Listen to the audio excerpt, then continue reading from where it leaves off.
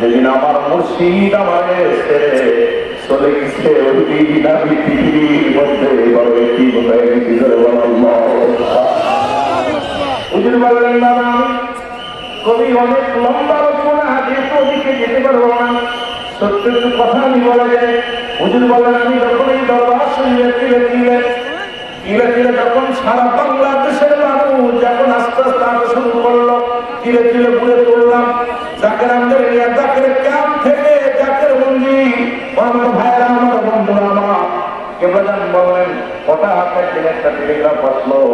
এই টেলিগ্রাফটা হলো আমার মুর্শিদ দুনিয়া থেকে বিদায় হয়ে গেছে। আমার ভাই বাবা বললেন, বাবা সেদিন ওই টেলিগ্রাফটা পাইনি পৃথিবীর মধ্যে আমার মাথার উপরে থেকে মনে বলো আমার ছাদ চলে গেছে, আমার উপরে যেন আসমানটা ভেঙে পড়েছে। যখন আপন দিন দুনিয়া থেকে বিদায় চলে গেছে, আমার ভাইয়েরা আমার বন্ধুরা, আমি পীরের উদ্দেশ্যে বাবার পীরের দাপন সম্পূর্ণ হলো। 40টা দিন কেটে গেলেন, 40টা দিন আমার পীরকে লাগেন একটু দানা পানি সামান্য একটু বাঁচার জন্য যেটুকু প্রয়োজন খানা ছেড়ে দিলেন।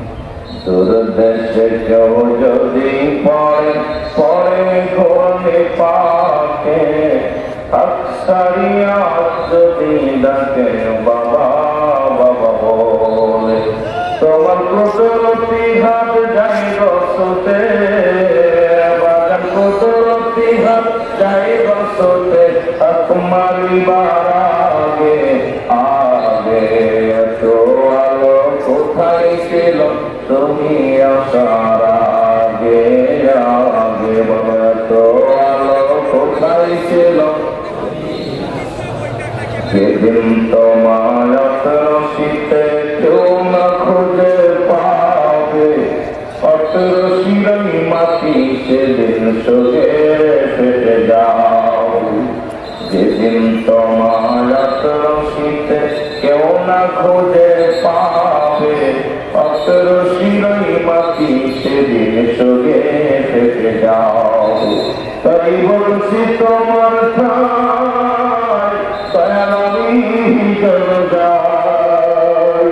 তাই বলছি তোমার আমি চলো যাই, তোমার যাওয়ার আগে আগে এত আলো কোথায় ছিল তুমি আসার আগে আগে। আলহামদুলিল্লাহ, সমস্ত প্রশংসা সেই মহান রব্বুল আলামিনের দরবারে, যে রব্বুল আলামিন পবিত্র বরস মোবারক 2026 মহাপবিত্র বিশ্ব রজনী উদযাপন করার জন্য সারা বাংলাদেশ থেকে বহির বিশ্ব থেকে আপনার দেশের একাধিক রাষ্ট্র থেকে অসংখ্য জাতির ভাইরা আসছেন। আমরা আপনদের জায়গায় হাজার থেকে আপনারা খুশি না বেজা, যারা বলেন খুশি না বেজা। বিশেষ করে জাকের হলো 3 প্রকার। কয় প্রকার? যারা বলেন কয় প্রকার? যারা বলেন না কয় প্রকার? 3 প্রকার। 1 নাম্বার হলো দেলি জাকের, 2 নাম্বার হলো মালি জাকের, 3 নাম্বার হলো রশ্মি জাকের। এই 3 প্রকার। আমরা কি সবাই মালি জাকের হতে চাই, না দেলি জাকের হতে চাই, না রশ্মি জাকের হতে চাই? যারা বলেন কি জাকের হতে চাই? আমার ভাইয়েরা আমার বন্ধুরা,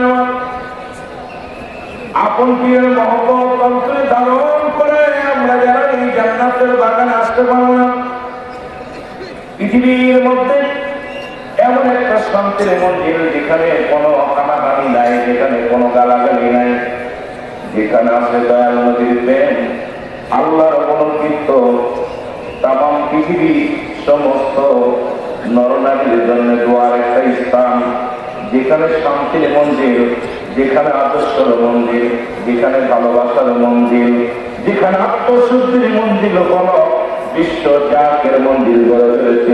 বলেন ঠিক কিনা?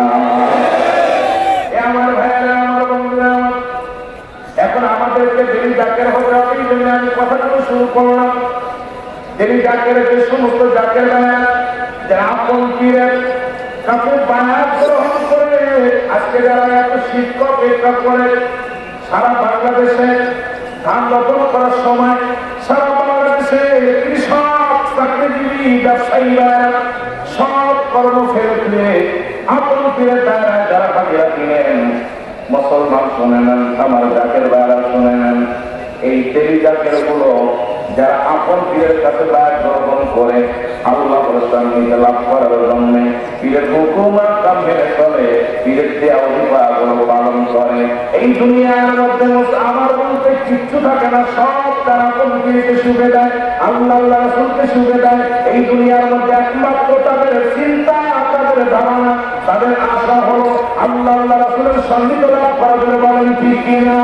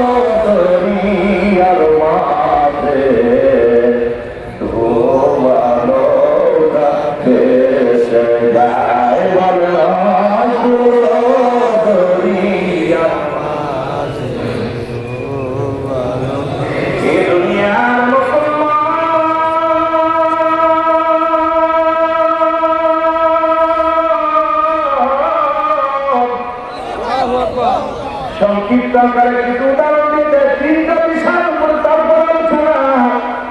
2 নম্বর হল মালি জাকের, যারা আপন পীরের কাছে বায়াত গ্রহণ করে আর্থিকভাবে অনেক খেদমত করে, কিন্তু ওজিফা কারণের মধ্যে মুসলমান যত পীরের দেওয়া ওজিফাগুলো আছে ত্রুটি থেকে যায়, ঠিক মতো তারা পালন করে না, কিন্তু আর্থিক খেদমতটা বেশি বেশি করে তারা দান-মাল কোরবানি করে, কিন্তু মুসলমান আমলের বিষয়ে ত্রুটি থেকে যায়, যেগুলো আমার বাবাদের ভিতরে 3 শ্রেণীর জাকের মুসলমান শোনেন। 1 নম্বরে হলো দেবী মুরিদ, 2 নম্বর হলো মালি মুরিদ, 3 নম্বর হলো রেশমি মুরিদ। মুসলমান বাবা আমার জাকের ভাইরা অনেক আছেন আর্থিক খেদমত করেন, কিন্তু ওজিফাগুলো করেন না। আমি অনুরোধ করবো আপনারা এই আর্থিক খেদমতের পাশাপাশি আপনাদের এই দুনিয়ার মধ্যে শরিয়াত, তরিকত, হাকিকতের বিধান মেনে আপনাদের আল্লাহ রাসূলকে সন্তুষ্ট করার জন্য, আপন পীরকে সন্তুষ্ট করার জন্য আপনাদের পীরের হুকুমগুলো, পীর দেওয়া ওজিফাগুলো পালন করার দরকার আছে কিনা? আছে কিনা? এই সমস্ত মুরিদানদের যারা আর্থিক খেদমতের প্রতি গুরুত্ব দেয় বেশি, মুসলমান কিন্তু পীরের হুকুমগুলো, ওজিফাগুলোর প্রতি গুরুত্ব একটু কম, কিন্তু আর্থিক খেদমত বেশি দেয়, এদেরকে বলা হয় মুসলমান মানি মুরিদ। আর আপনারা রেশমি মুরিদ, যারা দুনিয়ার মধ্যে এই সমস্ত মুরিদ হলো তারা চিন্তা করে মুরিদের তো হতেই হবে, যে ওলামায়ে কেরাম আলোচনা করে মুরিদ হওয়া লাগবে, এই চিন্তা ধারণা করে মুরিদ হয়, কিন্তু মুরিদের কাছে আসা গুরুত্ব মনে করে না। তারা মুরিদের দরবারে আসলো ইসলাম ও চলাফেরা করে, কিন্তু তারা বায়াত গ্রহণ করেছে ইসলাম ও তারা আমল আখলাক করে, তারা চিন্তা করে যে তো মুরিদ হতে হবে, মুরিদ হইলে যদি এটা মুরিদ যথেষ্ট, আর তাদের ওই অন্য চিন্তা নাই। এই জন্য এক মুসলমান শুনেন রেশমি মুরিদ বলা হয় তাদেরকে, যে সমস্ত মুরিদ মুসলমান বাবারা আমার, যে সমস্ত জাকের ভাইরা, যে সমস্ত মুমিন ভাইরা এই চিন্তাধারা নিয়ে তারা বায়াত গ্রহণ করছে, কিন্তু পীরের দরবারের সঙ্গে বেশি আগ্রহ নাই, পীরের সাথে সম্পর্ক ভালো নাই, পীরের সাথে খালি মুড়ি ধরেই চিন্তা করে আমাদের দায় মুক্ত হয়ে গেছে, এদেরকে বলা হয় রশ্মি বলি। জোরে জোরে চিল্লাহ আল্লাহু আকবার, আমরা জোরে জোরে চিল্লাহ আল্লাহু আকবার। দেখনা ফরিদ করিল দান, অমূল্য চক্ষুর বলেন, দেখনা ফরিদ করিল দান, অমূল্য চক্ষুর ইব্রাহিম সারিয়া দিল মহামূল্য সিংহাসন, বলি ইব্রাহিম মহামূল্য সিংহ। এ দুনিয়ার মুসলমান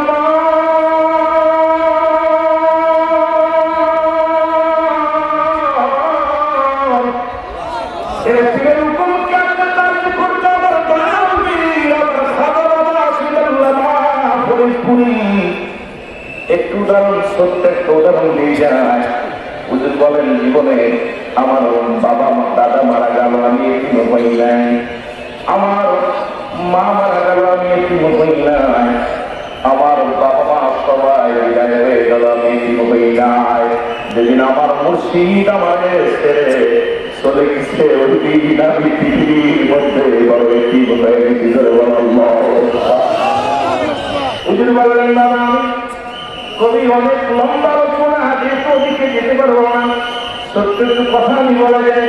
হুজুর বললেন, আমি যখন এই দরবার শরীরে তিলে তিলে তিলে তিলে যখন সারা বাংলাদেশের মানুষ যখন আস্তে আস্তে আসা শুরু করলো, তিলে তিলে ঘুরে তুললাম জাকের আমাদের জাকের ক্যাম্প থেকে জাকের মন্দির, আমার ভাইরা আমার বন্ধুরা আমার কেবলান বললেন, হঠাৎ একদিন একটা টেলিগ্রাফ আসলো, এই টেলিগ্রাফটা হলো আমার মুর্শিদ দুনিয়া থেকে বিদায় হয়ে গেছে।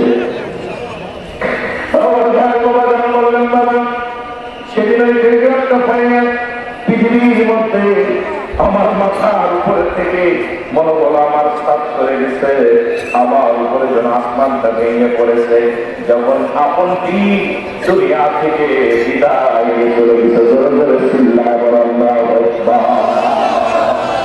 আমার ভাইরা আমার বন্ধুরা, আমি পীরের উদ্দেশ্যে বাবার পীরের দাপন সম্পূর্ণ হলো, 40টা দিন কেটে গেলেন। 40টা দিন আমার পীরকে লাগেন একটু দানা পানি সামান্য একটু বাঁচার জন্য যেটুকু প্রয়োজন খানা ছেড়ে দিলেন, শুধু একটু পানি খায়, কিছু ফলমূল খায়, এই খেয়ে 40টা দিন না খেয়ে কাটাইলেন। পীরকে কত ভালোবাসে, 40টা দিন কাটাইলেন আমার বাবা যান। এরপরে যখন আমার পীরে হুজুর বলেন, আমার পীরের 40টা পালন করার জন্য যখন আমি এনায়েতপুরে যাব, নৌকার মধ্যে উঠলাম, ওটা পর হঠাৎ আমি বেহুশ হয়ে গেলাম। এরপরে আমার দাদু তোমার দাদু দিয়ে আমার পীরকে বলা যান, আমার মাথায় হাত পড়ে আছে, বলতেছে, বাবা তুমি তোমার নিজেকে না শেষ করে দাও, কারণ বাবা তুমি কি নিজেকে শেষ করে দিতে চাও? তোমার লক্ষ্য তুমি যদি শেষ হয়ে যাও, এই লক্ষ লক্ষ কোটি কোটি জাকেরানদেরকে দেখবে। আমার কি বললেন, বাবা আমাকে হুকুম নিয়ে হুজুর আপনাদের দায়িত্ব, যখন আমাকে বললেন, বাবা লক্ষ লক্ষ জাকেরানদেরকে দেখতে আপনাকে খাইতে হবে, এই 40টা দিন আমি অনাহারে ছিলাম, 40টা দিন আমি খাই নাই। এরপর আমার হুকুম নিয়ে আর কিছু কিছু খাইতে লাগলাম শুধু আপনাদের জন্য। তাম পৃথিবীর মধ্যে, তাম বাংলাদেশের মধ্যে, তাম জাহানের মধ্যে জাকের ভাইরা যে যেখানে আছেন, আমার পীর বলতেন, বাবা আর যতক্ষণ পর্যন্ত আপনাদের নালিশ আমি আল্লাহর দরবারে পৌঁছাতে না পারি, ততক্ষণ পর্যন্ত আমি খানা খাই না। সুতরাং এমন পীরের কাছে যারা বায়াত গ্রহণ করেছেন, আমার পীর যেমন তার পীরকে ভালোবাসছে, সে জীবনটা করে সারা জীবন তার মসজিদের জন্য কেটে গেছেন, আপনাদের জন্য কেটে গেছে। আমরা যারা বায়াত গ্রহণ করেছি, আমাদের এদিক ওদিক দিক তাকানোর সময় নাই। আপন পীরকে খুশি করার জন্য, আপন পীরকে রাজি করার জন্য আমরা আমার পীরের প্রতিভা অনুযায়ী, আমার পীরের নির্দেশ অনুযায়ী আমরা চলতে চাই কি চাই না? সবাই অনুরোধ করব, বিশেষ করে অনুরোধ করব সকলের কাছে, এই পীর আমার পীর বাজান শরিয়াত তরিকত হাকিকত মারিফাত চারটা প্ল্যাটফর্মে শিক্ষা দিচ্ছেন। সুতরাং এক একটা বিষয় নিয়ে বিস্তারিত আলোচনা করতে গেলে ঘন্টার পর ঘন্টা সময় লাগবে। অসংখ্য ওলামায়ে আমরা যারা এসেছি অনুরোধ করব, পীরের হাতে বায়াত গ্রহণ করার পর আমৃত্য থাকে না। আমি অনুরোধ করবো আমৃত্য যাদের আছে তারা পীরের কাছে বায়াত হয়ে লাভ নেই। যাদের আমৃত্য দূর করতে পারবেন, যাদের এই অহংকার দূর করতে পারবেন তারা পীরের কাছে বায়াত গ্রহণ করবেন। যাদের ভিতরে এলেমের ফখর আছে, যাদের ভিতরে অর্থের ফখর আছে, যাদের ভিতরে নিজের গৌরব আছে, তারা পীরের কাছে বায়াত না হয় উত্তম আমি মনে করি। যেন বলেন ঠিক কিনা? সারেন্ডার করে আত্মসমর্পণ করা। যেমন ধৌতকারীর হাতে মুদ্রা থাকে, ধৌতকারীর হাতে মুদ্রা থাকে, যেমন মুদ্রার ক্ষমতা নাই কোথায় ময়লা আছে, কোথায় ডলতে হবে, কোথায় পরিষ্কার করতে হবে, এটা যেমন মুদ্রা বলতে পারে না, তদ্রুপ আপন পীরের কাছে বায়াত গ্রহণ করার পর আপনার ভালো মন্দ আপনার পীর রাখবে, আপনার আল্লাহ রাসূলের কাছে শুভেচ্ছা আমার দিতে পারবেন। সুতরাং আপনি আমি যদি এই ভুল ধারণা বিনষ্ট হয়ে যায়, আমি আপনি যদি এই পীরকে তাদেরকে নিয়ে বলতে থেকে গবেষণা চিন্তা করি, তাহলে তাদের কোনো ধার না হাসমার কথা ধরে বলেন ঠিক কিনা? ঠিক কিনা? সুতরাং আত্মসমর্পণ করেছেন। পীরের যখন যে হুকুম দেয়, পীরের আওলাদ যখন যে হুকুম দেয়, সেই হুকুম অনুযায়ী আমরা চলতে চাই কি চাই না? আমাদের সবার বুঝা সুবিধা করবো। আসসালামু আলাইকুম ওয়া রাহমাতুল্লাহি।